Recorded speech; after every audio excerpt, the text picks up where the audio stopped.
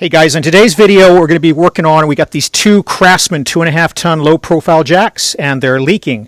So the power units need to have the seals replaced. So what I'm going to be doing today is showing you how to do that. Now even if you don't have a Craftsman, Sears didn't make these. They were OEM'd to a number of different brands that I'll go over in a minute. So this might cover yours as well. I'll go over the attributes so you can tell if this applies to your jack. Alright guys, I moved one of them out of the way. We're going to start with this one.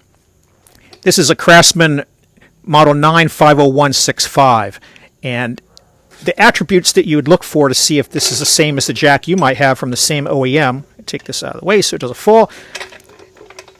This sloping angle that you have here on the front, having these three primary mounting bolts for the two sides of the frame, and then having this kind of snap-on cover.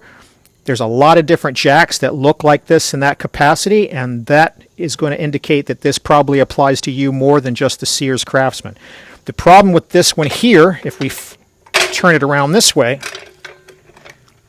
we can see all the residue where it's been leaking out of the plunger. So the seal down in here is shot.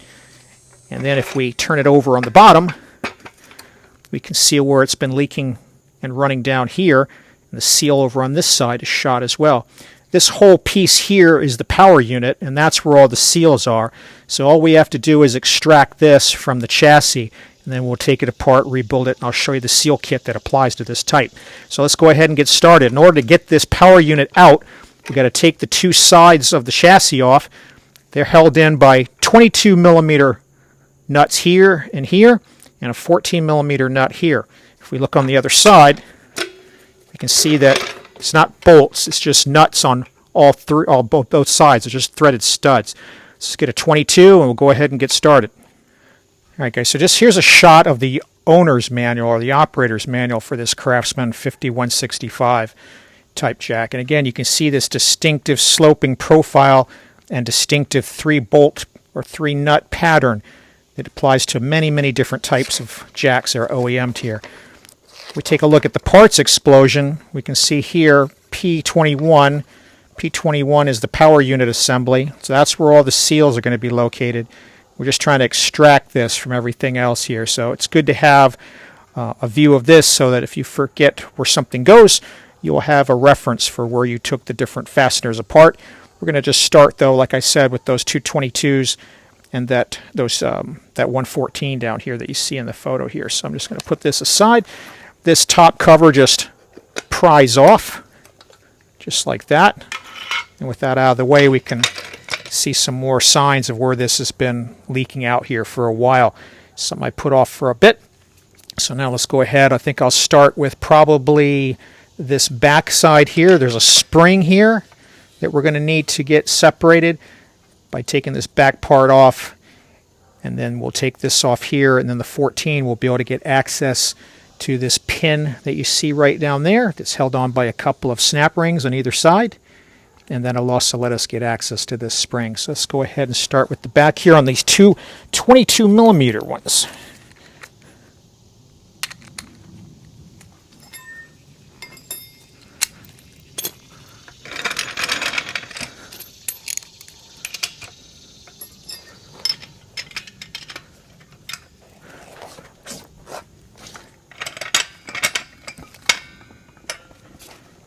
So this side decided to be the one that went off first.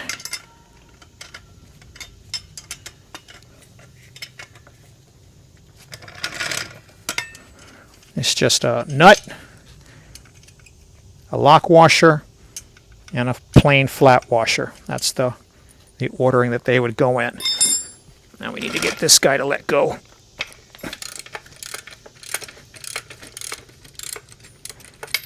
Same deal. This comes apart pretty easy.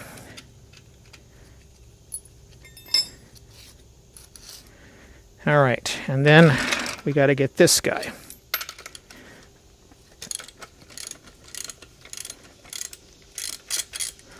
Same setup, nut, lock washer, and plain washer if we can get him to let go.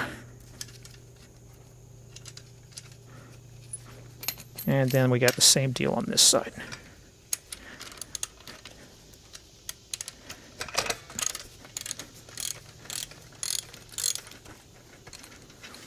Basically all we're doing is we're going to get it so we can take the two sides of the chassis off. All right, now we'll take these two 14s off down here.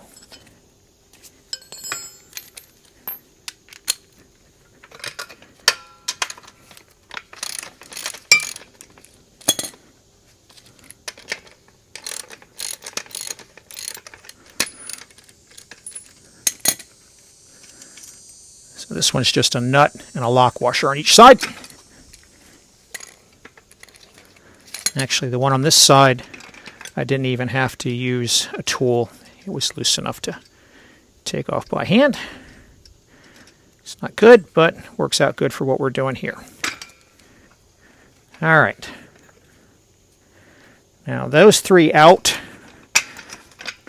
We're going to now take the wheel off because that's the last thing holding this plate of the chassis in place.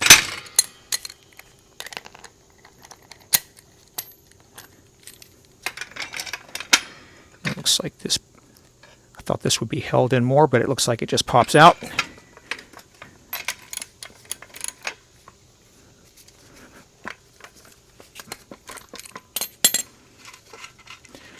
Same deal as the other two. Lock washer, plain washer, wheel, and then bushing. Okay, so with that out,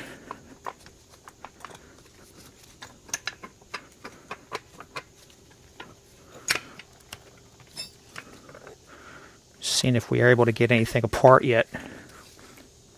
Might not be able to. We'll go ahead and take this guy off now.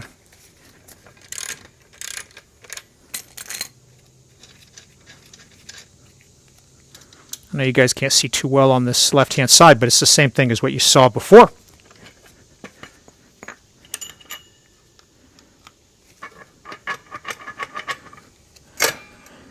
All right.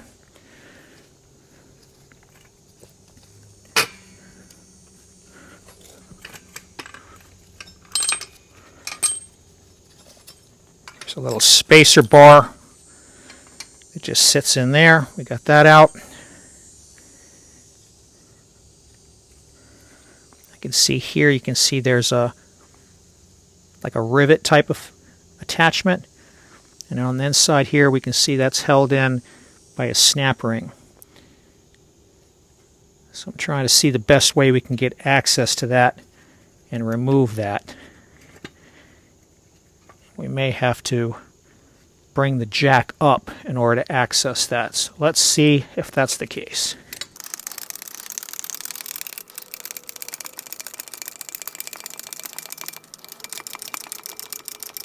And that's the full extent of the travel. We still do not have access to that snap ring there.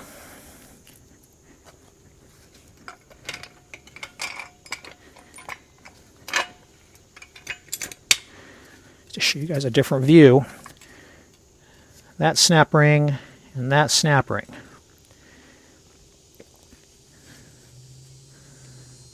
So let me pause for a second and figure out the best way to get at these so that we can continue. Alright guys, what I think would be a best idea here, since we don't have access to the snap ring that's on the other side of this pin, is to come to the arm that's holding it and take the one that's off here.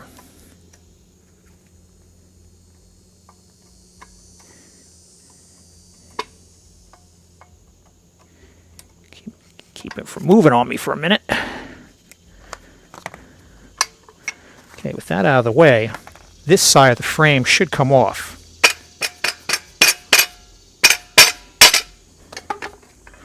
There we go. Alright, so now we can get access to this one, and that would allow us hopefully to get the pin out to take this guy off. But we got this spring to worry about. A lot of tension still going on this side. We can take this axle for the front wheels and set it aside. So it hooks on here, and it hooks on here. So I'm thinking the easiest place to unhook it is going to be in the back. right? Because we don't really have any way to get in here with a tool. And it's under a lot of tension. All right, so let me go. I see that this hole, if we zoom in here, we see the hole here is fairly large where this goes in. So we might be able to do it like a brake drum spring. Get some vice grips under here. We might be able to pull it out. I mean, we're actually also could probably just push this through enough to get this snap ring, this snap ring here, and then take this bar off and get this whole thing off. Yeah, I don't know what the best way to do this is. I think I'm going to do that. I think I'm just going to bring this chassis off here, and we'll unhook it from the back. Let's go that route. All right, guys. I'm just going to push this together a little bit. We're going to take the tension off the spring since we didn't end up using this approach to get access to the snap ring anyway. There she goes. That should take some of the tension off of it. Yep. Then what I'm going to do is I'm just going to do the same thing we did down here. We're going to take this one off.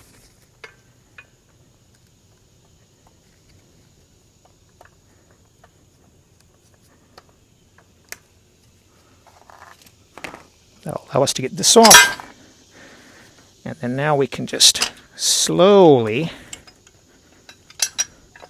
undo this spring. There we go. All right. Everything apart with no damage. Now we just need to get these retainers off. There's one.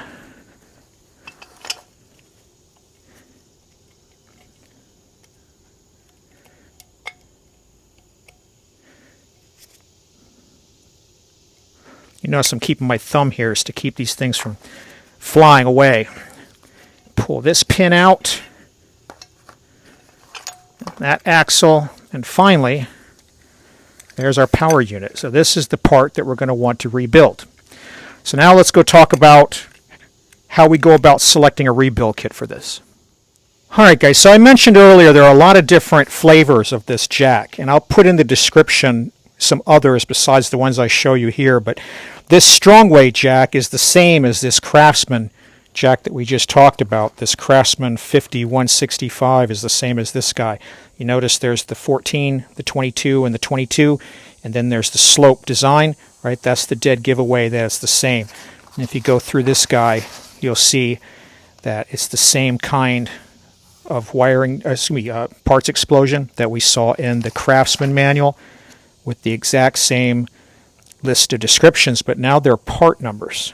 And this is what we use to try and figure out what we need. Now what we still don't see in this particular manual is a rebuild kit, but what we did get is a breakdown of the parts explosion for the power unit that the Sears manual doesn't have. And so this allows us to at least see the seals individually. Now this is also not the original manufacturer. There's a couple of different flavors of this, and I'll show you some other ones here. There's this guy here from Torin's Blackjack and Torin's Big Red, right? And I would tell you that Torin is the original OEM of this, right? So these, again, same 2.5-ton jacks, those 3 key fasteners, and that sloping design is a dead giveaway. And if we go through the Torin manual, it's, again, same exact drawing, even the same numbering. So that's very dead giveaway that they are the OEM for Craftsman, right? Because we take a look at this, it's the exact same drawing with the exact same numbers in the reference, right? So this is the OEM in my opinion, Torin. And if we go through this Torin manual,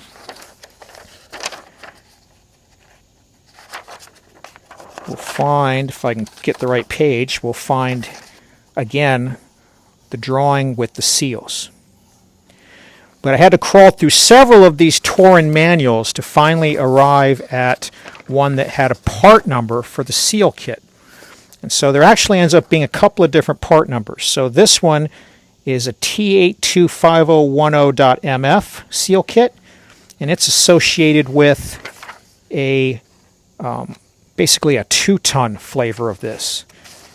And then there's another that has this part number, T825010C.MF.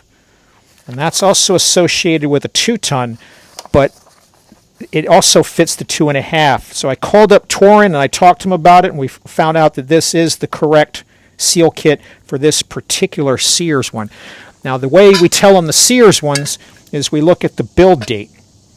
This was manufactured in January 12th of 2017 here. If we zoom in, we can see that month, day, year stamp on this sticker. And if it's made before 2013, it's going to use that first seal, and if it's made 2013 later, it's going to use this second seal. When I say second seal, I mean these numbers here. So the C suffix is going to be the 2013 and up, and the one without is going to be the older one.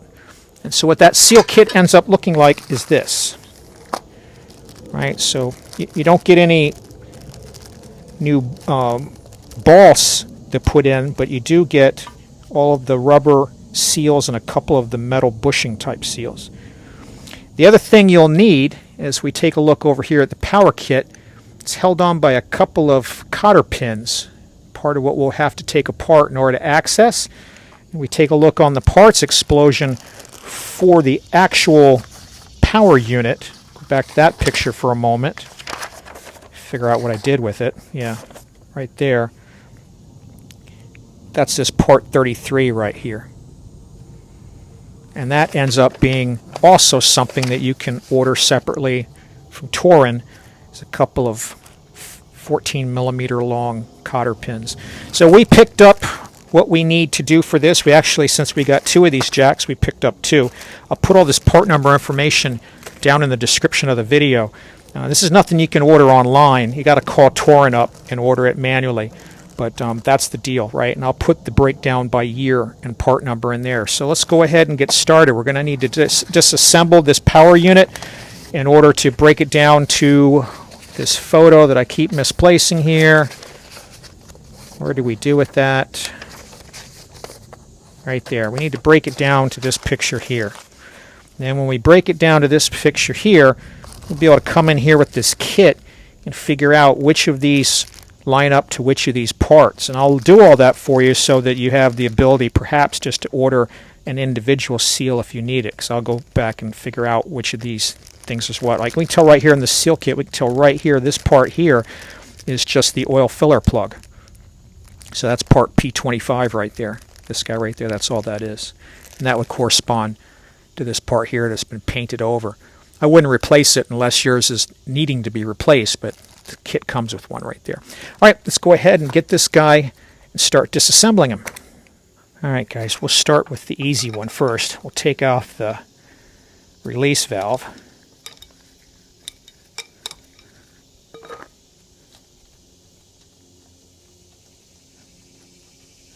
Catch our fluid here. You can see there's the first seal. It's right on the valve itself right there. And there's a little ball seat that goes in there too. You can use this to try to get some of this out of here. Next thing we'll come over is we'll take these 2 cotter pins off.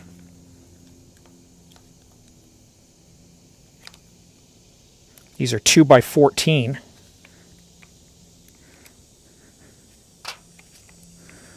You should never reuse cotter pins because once you try to rebend them, they're weakened and they can come off. It's cheap enough to get new ones while you're ordering the seal kit. You're going to pay the same shipping either way. Take off this pin. Take off this pin. Now we have that off.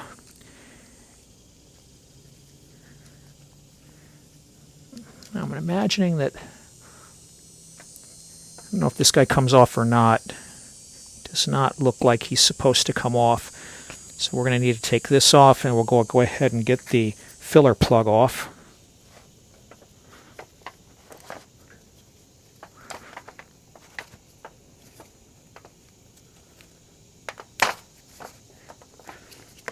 This has never been off, so the silver paint's still on it. Come on, here, buddy.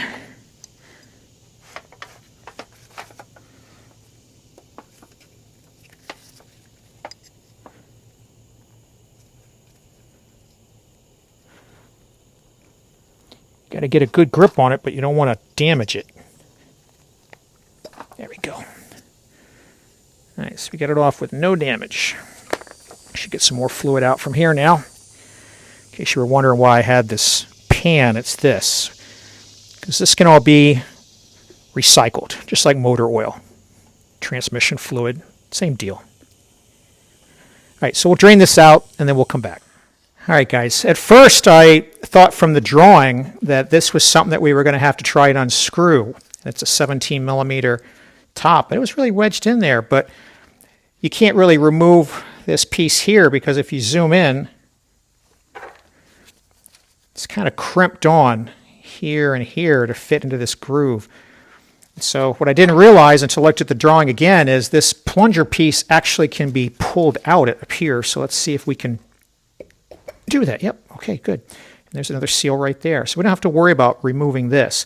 But we are going to have to remove the larger nut on the other side, which is this big guy here.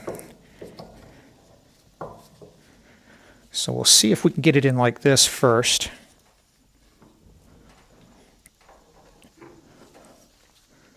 And what I think we're going to have to do is we're going to have to get like a pipe wrench on here. It's probably the only thing that's going to fit it. And we're probably going to have to use an extension like this, right? That's probably the only way we're going to be able to get enough torque to take this top piece off. But I don't like how it's sitting in the vise, so let me see if I can find maybe an upside down arrangement, and then we'll film. All right, to get this big nut off, I wanted to use this pipe wrench, and it's not quite big enough to go on enough without tearing it up, and I don't have a bigger one that I can locate. But if you have the right size of this, what you can use is you can put an extension on there like this tool that has a 1/2 inch on the other side, and you can put a breaker bar in there and give you plenty of leverage. What I'm going to be using instead, I know you guys aren't going to have unless you work on a lot of big truck axles like I have this huge crescent wrench, but it's all I've got to work with right now, and it will do the job. It'll give you enough leverage, hopefully. Oh, gee, whoa. All right, be ready for the big let go.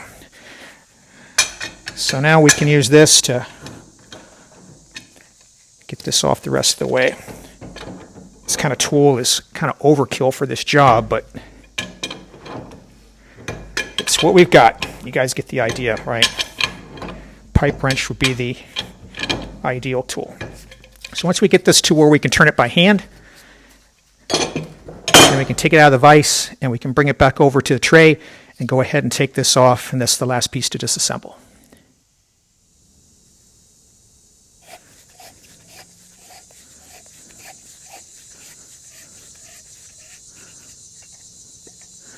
All right, there we go. So there's that side of the power unit. And then there's the rest of our sealing pieces here on this plunger.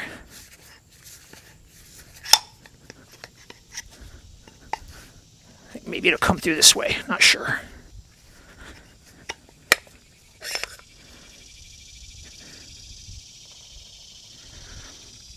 And we could still actually unscrew this cap off of here as well.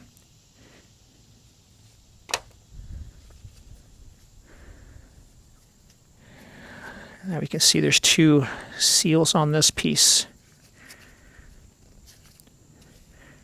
Not really sure how they're attached, but we're beginning to see the different pieces here. All right, so what I want to see if I can do is I want to see if I can get the piece off the end here just so we can fully clean all of this. Maybe have to put this tube back in the vise just so we can finish unscrewing this, because I would imagine there's a seal up in the top here, and I can see one if you look inside there and zoom in. There's definitely a seal right there, so we want to get this off of here so we can change that as well. So that separation and then figuring out how this holds on so that we can get this off is the last 2 pieces of disassembly we have. All right, guys. I think that we can get this open enough just to work some kind of prizing tool in here. super slippery and the tool's super sharp, so make sure you keep your fingers out of the way. There we go. All right. So now we've got this big cap off, including the quality Chinese welding right there. Definitely not going to get a tool on that side. And then I think we can just pick the seal out of here. That definitely looks like it just sits in a crevice there. So we'll get a tool to pick the seal out of there. And then we have to go figure this guy out. All right. And again, being careful where you don't slip and stick yourself. Use a pick to pull this O-ring out of here. So there's that one. And then we'll use the same pick to work this O-ring off of this.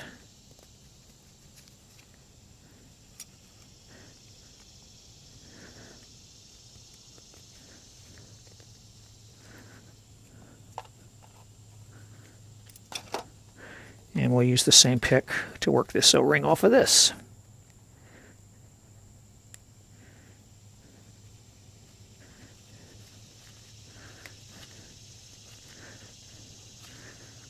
This one looks fine. The other ones are kind of flattened, but we'll replace them all since we've got them.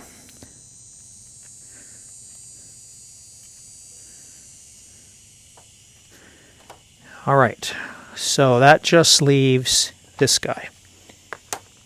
All right, after we get the O-ring off, if we zoom in here on this pump plunger, there's this little clear plastic lock washer that has to come off as well. All right, we're going to take a brass chisel. It's just a tool I'm choosing to use to get this outer part of the seal off.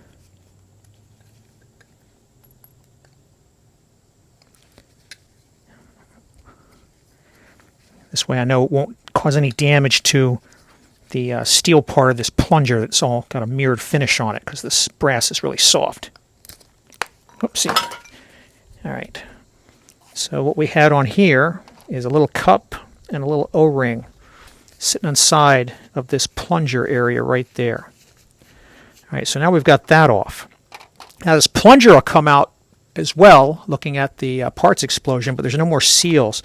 We'd have to put that in a press and take a tool like this to get that off, and I don't think there's any reason to do that. So we got the seal off, so I think we're just about done. Now we've got this pipe here. All right, so the only reason we're going to take this piece of pipe out, you look all the way down there, that's where that flat metal washer sits. He's all the way down at the bottom there. Now we could choose to leave him in there, or we could choose to take him off, and we're going to try and reuse everything in the kit, so we're going to take him off. We're going to take this piece of pipe off with a pipe wrench. That's what a pipe wrench is ideally for. That's going to scratch this up a bit, but that doesn't matter because there's nothing that moves along this. What we do want to take count of, though, is the number of threads that are exposed, because we want to get this. We don't have a torque value for this. So we're going to want to get it threaded back in exactly where it came out. So make sure you count the number of threads you have. We're going to put it back in the vise, then we're going to use the pipe wrench to unscrew this piece of metal pipe. All right, a couple more little pieces I missed, guys. So there's a kind of like a seal here.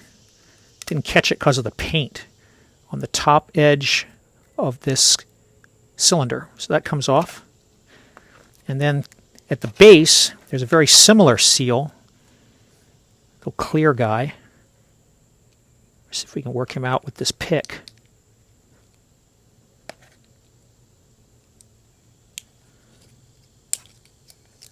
Right there. So there's two more that we missed. All right, guys, there's a cover on this one that says do not adjust. And there's a screw under here. And so there's also a seal here, so we're going to need to replace that, and there's going to be another one of those little steel balls underneath. However, this, you're going to have to count the number of turns that you use to take it out.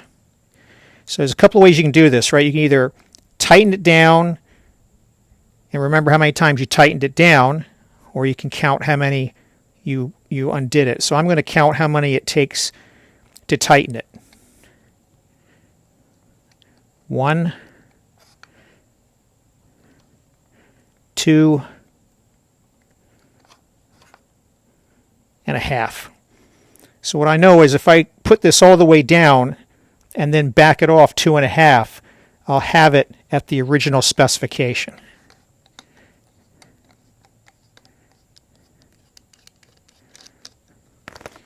So this guy comes out. There's another O-ring right here. And there should be a little ball down here. Right there. Attached to the end of this plunger. Alright, so the only things left, we could not get this metal pipe out, but we haven't given up yet. And we could optionally put a 17mm socket on and take this guy out. According to the parts blow up, there's another ball at the end of this and another seal. So I think we're going to go ahead and do that. So again, this is pretty sure this was a 17. Yes, this is a 17mm. We're going to put this impact socket on here to get it off of there. So let's do that next.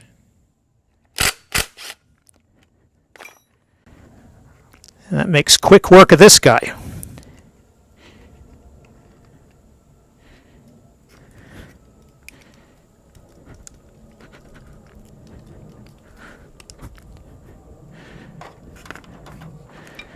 Okay, this little ball in here, but he may be captive. And then I do see at the very bottom, I do see something moving, like some type of a clear seal. Another one of those kind of clear plastic seals.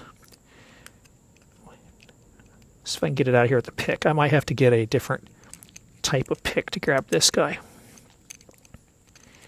Yep, we're going to need a different kind of tool. Okay. All right, we're going to be able to get it out with a dental pick, I think.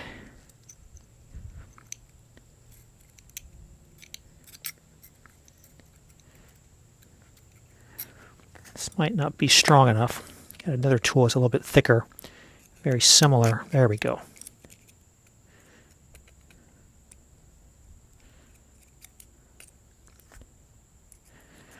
All right, so this is a little kind of a metal seat, so that would not end up getting replaced. And that's probably what was retaining this little ball. Yep, there's the little ball. All right, so the only thing we haven't disassembled on this power unit is this piece of pipe. So let's go back and give another shot at that. All right, let's start putting this together. So we've got our kit pieces unpacked here. We can already tell that these two pieces don't apply to our particular model, so we can discard those over here to the side. We're going to bring our cylinder over here.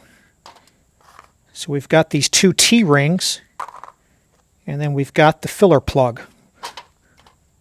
So those are just going to sit here and here, and then our filler plug's just going to go in here. I probably won't be able to get it all the way in without a little bit of lubrication, but that's how that's going to go. And this stuff is going to sit when we tighten it down. So there's that piece. Then we'll bring our screw over, and then we're going to take one of these O-rings.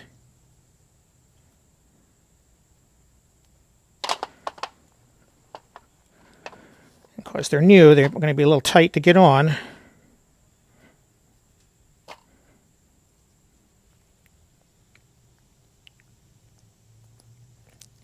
just want to make sure we roll it on, don't tear anything.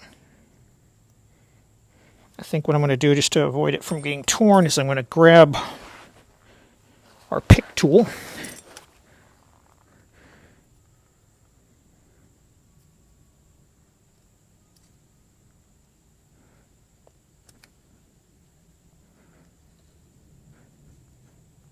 Just rolling this around past the threads so it doesn't tear.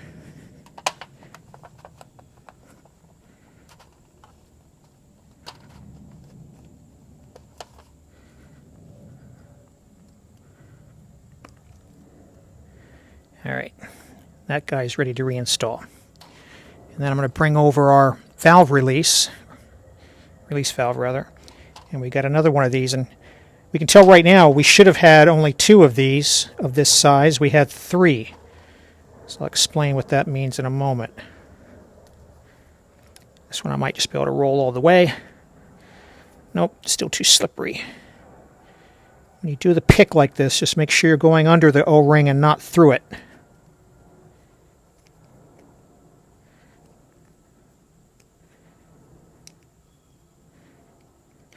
This one's long enough that we can not have to fight it as much as we did on the short one. All right, that guy's ready to reinstall. Now we bring over our cap.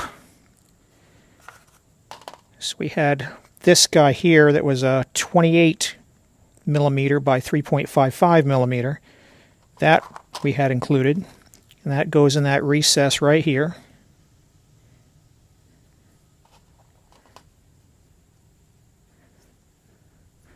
All right, just make sure it's not twisted, and that's done. And then our plunger is where the problem is. So we had a little nylon kind of a split ring, and we do have that. So we can put that on, although it's a little bit thicker than the original one. I'm not sure it's going to fit. We'll give it a shot and try.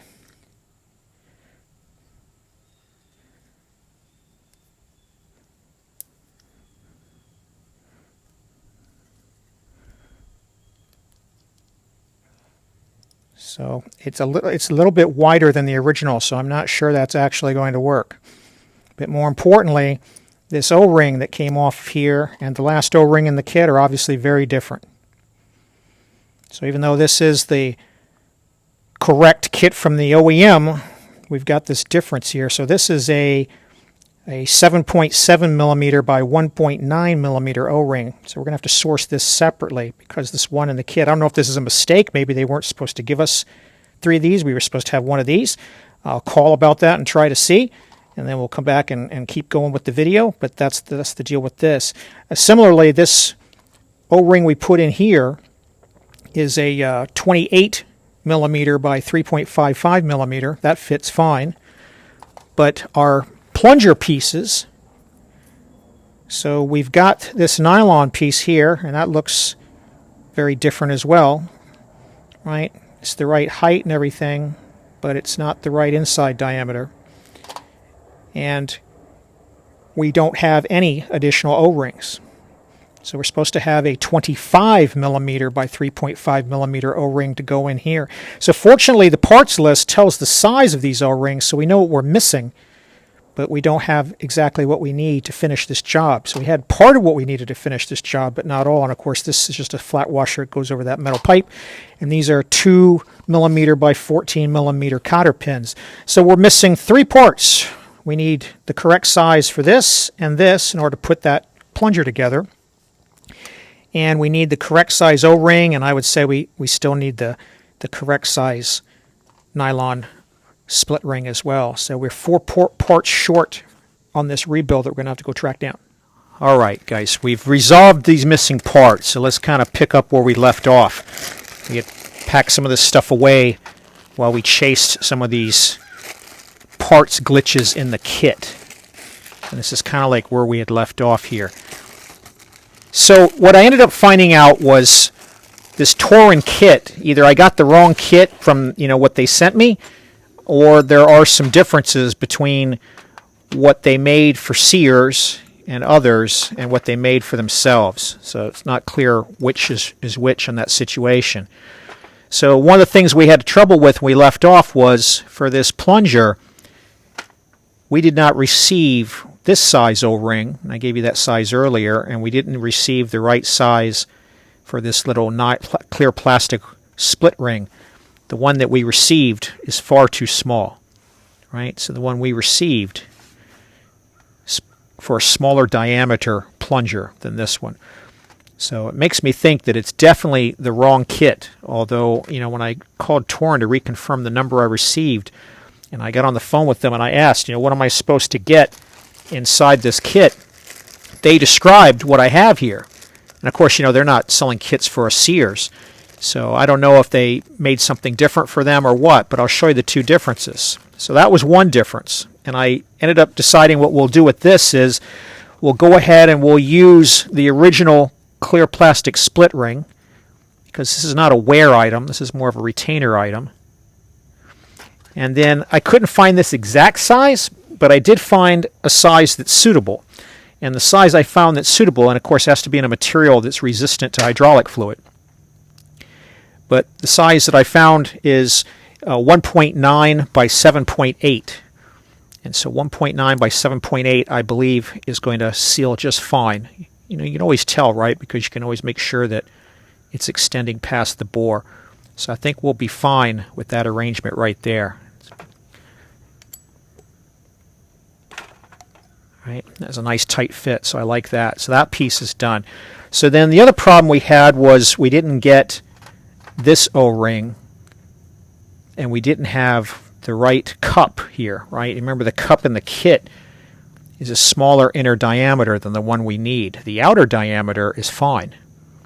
So that's what tells me is that there's some differences in these kits. And if we take a look at what we've got going on here, the one that they sent us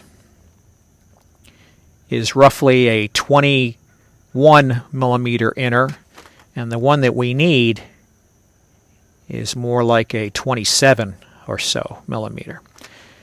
So what I ended up doing is they give you the size of this, and they tell you this is a 3.55 when you look at the diameter of the actual rubber by a 25 millimeter.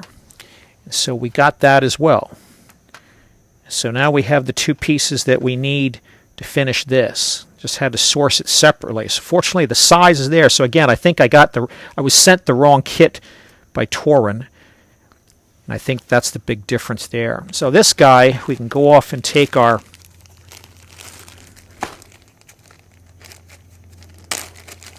main shaft here, get him extracted. And then we'll be able, there's a slight recess on this guy where the O-ring sits. And I think we'll be able to get this whole thing back on. Just like that. Got to really hold this thing tight so it doesn't slide around on you. Right? So now we want that sitting in that recess, and we want it contained and held by this outer cup. So now we've got that done too. So at this point we've recovered. The only thing that we didn't do was this pipe. I just could not get this pipe off. It was really wedged in there. And I'm not even going to be sure now with everything we went through if this flat washer is even going to be the right size. In fact, looking down into the bore of this power unit, right, I'm not sure if this is what's sitting at the bottom. So rather than fight it and find out that this also isn't there, this isn't leaking, and it's in there tight enough now, we're just going to leave it. So we ended up omitting it. So we couldn't use this. These two pieces were completely not applicable. This piece was not applicable. And this piece was not applicable. And this piece we didn't use. And then we had this left over because it didn't include a size like that. So that is how we ended up with this repair. Everything else was fine. So I will leave in the description the sizes of these O-rings and the individual part numbers that you might find easier to go track them down. But at this point, we're ready to reassemble. Now, I'm not going to film all the reassembly because it's just the reverse of what we went through, and there's no torque values to share. We're just going to snug everything down with that German specification, good and tight. Just want to make sure it feels as tight going on as it did coming off. So let me get this mostly reassembled, and then we'll go over refilling it and repriming it. All right, just going to show you a little bit of these clips. If we zoom in here, we've gone ahead and put this bottom clear seal into this recess here. And we're going to want to have some jack oil on hand that we're going to use to lubricate some of these new seals. So first thing I'm going to do here is I'm going to take some of this. Actually, I won't even bother popping the thing. I'm just going to get some of it right on the inside there. And we're just going to lubricate the bore of this guy. And we're going to lubricate this ring that we put inside of this nut housing here.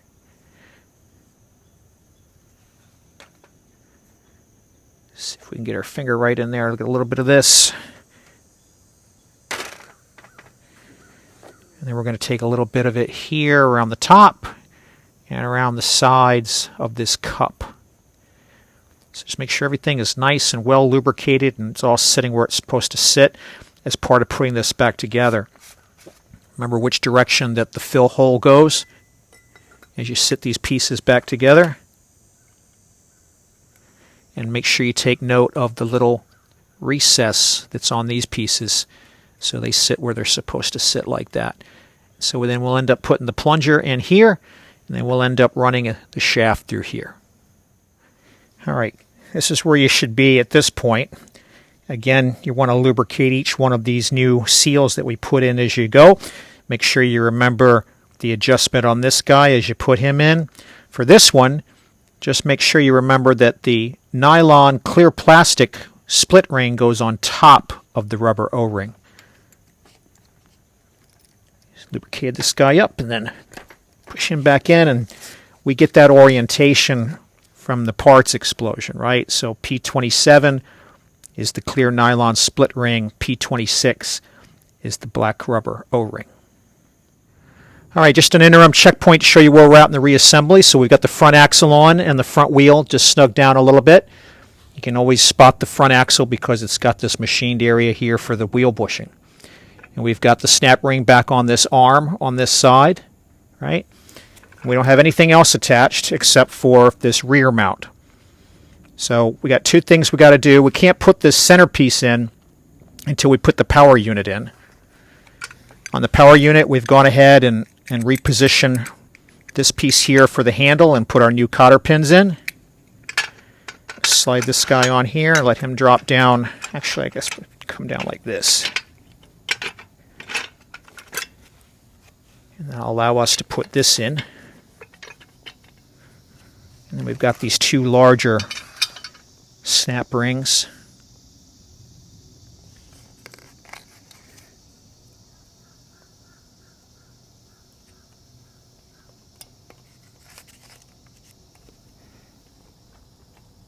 Okay, that one's on.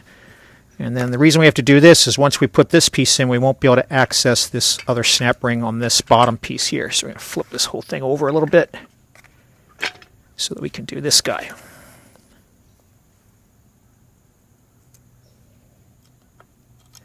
All right, so now we've got that much redone. Okay, so now we've got to get this middle shaft in here, and we've got to get this spring on here. He's going to go down to there, right? So we're going to pull him over like a brake drum spring. But we're going to first take this shaft and get this guy in position. And then we're going to put our plane washer, our lock washer, and our nut. Take a look at the witness marks, try to put it back the way it was. And we'll snug this guy up to give us some rigidity before we try to put that spring on.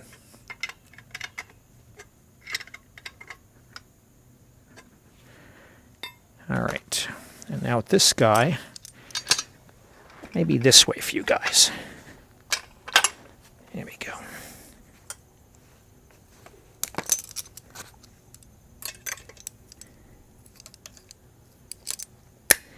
Let's see if we can stretch this into the position that we need it to be in.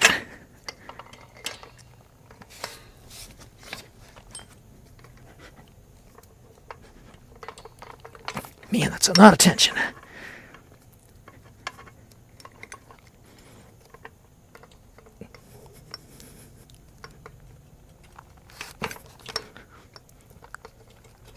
There we go. All right. And now what we'll do, now we got all this put together, we'll bring this guy over. We'll get this other snap ring on this arm.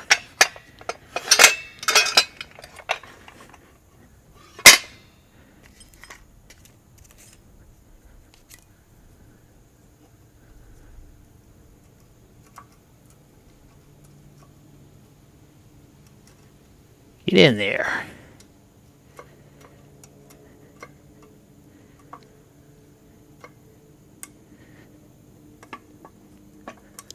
All right.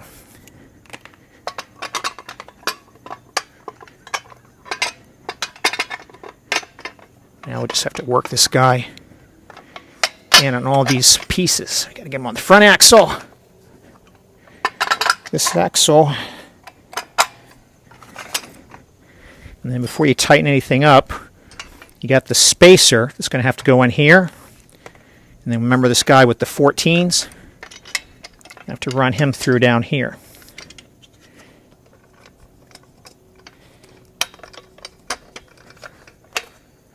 All right. So just keep doing your reassembly from there. All right, we've got everything reassembled. We've got all these fasteners snugged down to Guten tight since we don't have any torque value for them, and we're all ready to do the final step here. You're going to want to have the release valve loosened up. You're going to remove the cover for where the jack oil goes, and then if we consult the operator's manual, we're going to be following this procedure here about adding oil. So you can see here it says fill the oil case until the level is just beneath the lower rim of the oil fill hole. So we're going to do that, and then we're going to jump down here to the purge procedure. So I'll let you guys read that. That's what we're going to go do, and then we're going to go do a test to make sure everything's okay. Now, adding this oil, like I said, you want to use oil that's intended for hydraulic jacks, and these guys almost always are going to be hard to do in the container, so you're going to want to do a little piece of tubing like I've got here that will fit. Right? And we're just going to squeeze this oil in here like this. All right, guys, when you start to get near the end, we're going to raise this tube up a little bit so that we can more carefully monitor the level so that we can get it right to where it's supposed to be. Just like that. All right, we cleaned up any residual fluid that might have spilled off, so now we're ready to do that purge. Just showing you a little bit about that, right? So we're going to tighten this guy up, and then we're going to actuate the jack. You might even be able to, just do it like this, a little bit faster.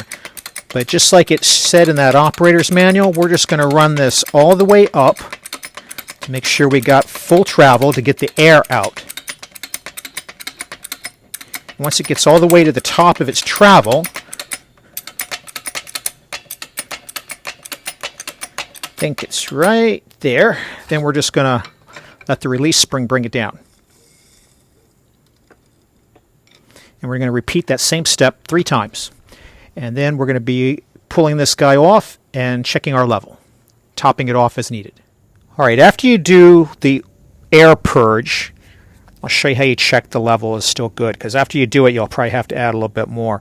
So take a really clean tool that's got no dirt or corrosion, like a brake cleaned off kind of new screwdriver like I've got here, or pick, something that's clean, it's not going to contaminate anything.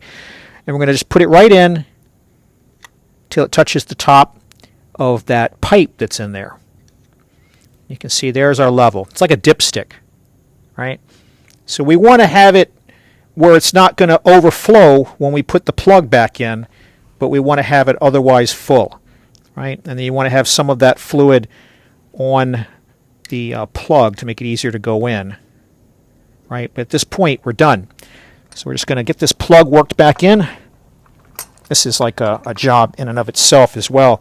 And unfortunately, the best way to do it, according to the owner's manual, is to kind of work it in with the screwdriver. Just be very gentle with it and make sure that you do not puncture it. Use the flat side of the screwdriver rather than the corners to get it going. And make sure you don't slip or anything like that. But at this point, we're all done. We've raised it up. We've given it a test, raising a weight, and we've left it sitting on the weight. And what we want to do by sitting it on the weight is we want to make sure that we're not getting any leakage from the front here. We don't get any leakage from the back here while we're pumping it. And then we want to turn it over and make sure it's not leaking from the bottom like it was. A good idea would be to put it up on a weight and let it sit for like 15, 20, 30 minutes as a good test to make sure that under pressure and under load it's not leaking. But otherwise, I think this guy's good, and we're going to go ahead and do the same thing on the second one I showed you at the beginning. But we're done, guys. If you got any questions or comments about what we did or anything you want to add, go ahead and leave it below. If it's something that's a question, I'll try to help. If you found this video useful to get your jack back in service and get it repaired, appreciate you hitting that like button and paying it forward. And as always, thanks for watching.